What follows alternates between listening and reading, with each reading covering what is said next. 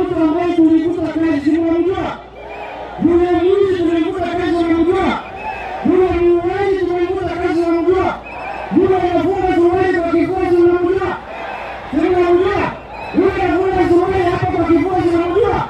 Kwa sababu chumba inafunga. Tunamjua. Yule anamutia shea tunamjua.